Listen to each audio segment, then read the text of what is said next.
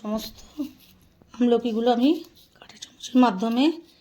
কাঁটা চামচের মাধ্যমে ফুটো করে নিলাম। রস দেখুন কিভাবে পড়ছে, সারা হাতে রস ভর্তি হয়ে গেছে। তো এবার আমি প্রসেসিংয়ে যাব। একটা চাপা দিয়ে একটা পাত্রের মধ্যে 1 লিটার জল, 1 লিটারের জল দিয়েছিলাম। তার মধ্যে আমি ফুটো করে রাখা আমলকিগুলো দিয়ে 10 মিনিট মতো ভাপিয়ে নেব। কালারটা চেঞ্জ হয়ে যাবে, বুঝতেই পারবেন। আর সবসময় আপনারা পুরুষ্ট আমলকি নেওয়ার চেষ্টা করবেন। আর এই জলটা খুবই উপকারী, এটা ফেলবেন না। আমি এই জন্য লবণ বা ফিটকিরি অ্যাড করলাম না। এই জলটা যখন মানে তুলে নেবো আমলকিগুলো, এই জলটার মধ্যে 1 চামচ চা পাতা দিয়ে ফুটিয়ে আপনারা রেগুলার যে সপ্তাহে শ্যাম্পু করেন, শ্যাম্পু শেষে 1 মগ জল দিয়ে লাস্ট মাথাটা ধুয়ে নেবেন। দেখবেন কোনো ফুসকুড়ি এটা ওটা, কারণ ভিটামিন সি আছে এতে ভরপুর।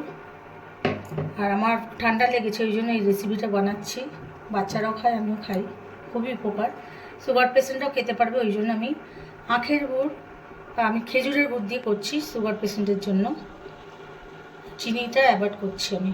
হয়ে গেছে, কালারটা পুরো চেঞ্জ হয়ে গেছে, বুঝতেই পারছেন। আমার এরকমই সেদ্ধের দরকার, বেশি সেদ্ধ করা যাবে না। গ্যাসটাকে বন্ধ করলাম। এখানে আমি গুড়টাকে হামানদিস্তাতে মানে নরম গুড়টা, আমার ভাতা ধরার লোক আছে, এরকম গুড় দেয় এরকম। তো ওর মধ্যে আমি হামানদিস্তাতে ভাঙার পরেই গলে গলে গেছে, আমি এটা মেল্ট হতে দিয়েছি গুড়গুলো। একটু একটু আছে, এই যে এটা সম্পূর্ণ মেল্ট হয়ে যাবে। তারপর আমি বাকি প্রসেসটা দেখাচ্ছি। সাহায্যে আমলকিগুলোকে তুলে নিয়ে একটা কিচেন তাওয়ার দিয়ে মুছে নেব, জল যাতে গায়ে না থাকে। আর এই জলটা অবশ্যই ফেলে দেবেন না, এটা খুব উপকারী চুলের জন্য। 1 চামচ কি 2 চামচ চা পাতা দিয়ে এটাকে ফুটিয়ে এটা ঠান্ডা করে বোতলে রাখবেন। আর শ্যাম্পু করার পরে এই জলটা দিয়ে মাথা লাস্ট ধুয়ে নেবেন, দেখবেন চুলের গ্রোথ কীভাবে বাড়ে। এর মধ্যে আমি মাঝে মাঝে নেড়ে গেছি, তলায় ধরে দেওয়ার চান্স থাকে। এবার আমি তুলে দিচ্ছি। কালারটা চেঞ্জ হয়েছে, আরও কালারটা লালচে হবে গোলাপজামের মতন। এই সময়টা আমি একটু মশলা দিয়ে দেবো, তাহলে মশলার ফ্লেভারটা ওর মধ্যে ঢুকবে। 1 চামচ মতন এলাচ গুঁড়ো পাউডার, আদা কুচিয়ে রাখা রেড করা, আপনারা ড্রাই আদা দিতে পারেন। ব্ল্যাক সল্ট 1 চামচ মতো। এখানে একটু রোস্ট করে রাখা গোটা জিরে আর জোয়ান, দারুণ ফ্লেভার হয়। আর এখানে ভেজে রাখা ধনে আর জিরের গুঁড়ো, সমস্ত মশলাটা দিয়ে দিলাম। দিয়ে আমি একদম লো ফ্লেমে এটাকে আরও 5 মিনিট জাল দেবো। পুরো মশলাটা ভিতরে ঢুকে যাবে, খেতে দুর্দান্ত টেস্ট হয়।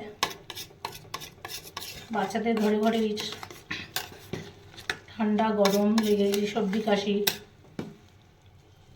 জন্য খুবই উপকারী এটা। বাড়িতে এইভাবে বানাবেন আর খেয়ে বলবেন কমেন্টে কেমন খেতে হয়েছে। যারা রান্নাঘরে বিথিকার চ্যানেল পছন্দ করেন রান্না, ফেসবুক থেকে দেখলে লাইক ও ফলো রাখবেন, লাইক দেবেন, নেক্সট ভিডিও পেয়ে যাবেন ফলো রাখলে। আর আমলকির মুরব্বা দুর্দান্ত খেতে হয়, সেটা বানিয়ে খেয়ে তবেই না জানতে পারবেন। একবার বানান বাড়িতে। সে বুঝবুঝ করছে, মানে বুঝতে পারছে আমার আমলকির মুরব্বা অলমোস্ট তৈরি। এবার আমি গ্যাসটাকে বন্ধ করে দিলাম, দিয়ে ঠান্ডা করার জন্য আমি এটাকে ঠান্ডা হতে দেব। সর্বশেষে আমি একটু গোলমরিচের গুঁড়ো দিয়ে দিলাম, এটার গন্ধ ও টেস্ট স্বাদ ভরে থাকবে, আমাদের শরীরের জন্য উপকারী। আদা, এলাচ, গোলমরিচের গুঁড়ো, ভাজা রোস্ট করা ধনে, জিরের গুঁড়ো, জোয়ান, দারুণ একটা অসাধারণ ফ্লেভার হবে। এই আচারটা আমলকির মুরব্বাটা সারা বছর সংরক্ষণ করে রাখতে পারবেন। আর এমনি একটা কাঁচের জার নিতে হবে। কেমন হয়েছে, ভিতরটা কেমন জুসি হয়েছে। এটাকে আমি সারা রাত এইভাবেই গুড়ের শিরার মধ্যে রাখবো। গরম ঠান্ডা রসে টইটুম্বর হয়ে গেছে। খেয়ে বলছি কেমন হয়েছে। অসাধারণ খেতে হয়েছে। আপনারা বাড়িতে যদি না বানিয়ে এইভাবে খান বুঝতেই পারবেন না এটা কত অদ্ভুত হয়েছে, অসাধারণ একেবারে। সারা রাত আমি এইভাবে রেখেছিলাম একটা স্ট্রেনার ঢাকা দিয়ে, ফুটো গামলা ঢাকা দিয়ে রেখেছিলাম।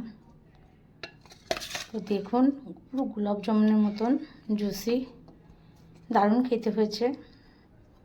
আমার কন্যা তো খেয়ে নিয়েছে। এবার আমি একটা কাঁচের জারের মধ্যে এটা দিয়ে সারা বছরের জন্য রাখার চেষ্টা করব। জানি থাকবে না, কারণ পাটালিতে করেছি, অসাধারণ টেস্ট হয়। একবার আপনারা আমার মতন করে পাটালিতে করবেন, দেখবেন অসাধারণ টেস্ট। এইভাবে আমি সমস্ত মুরব্বাগুলো শিশিরের মধ্যে ভরে নিয়ে দেখাচ্ছি। কি অসাধারণ খেতে, আপনারা না খেলে বুঝতে পারবেন না।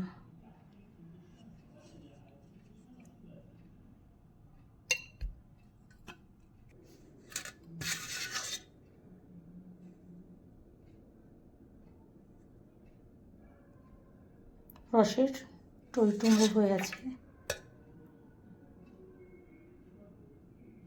রসটাকে আমি এইভাবে দিয়ে দেব।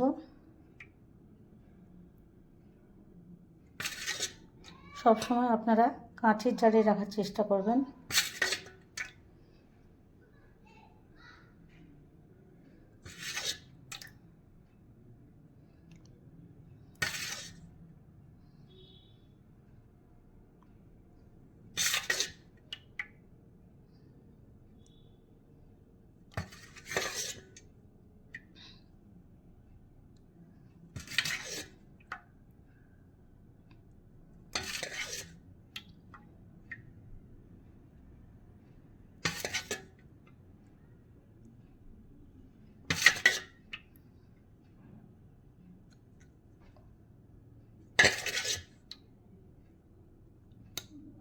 তো এখানেই রান্নাঘরে পিতিকা আজকে খেজুরের গুড় দিয়ে মোরব্বা বানানো রেসিপিটা শেষ করলো। নমস্কার।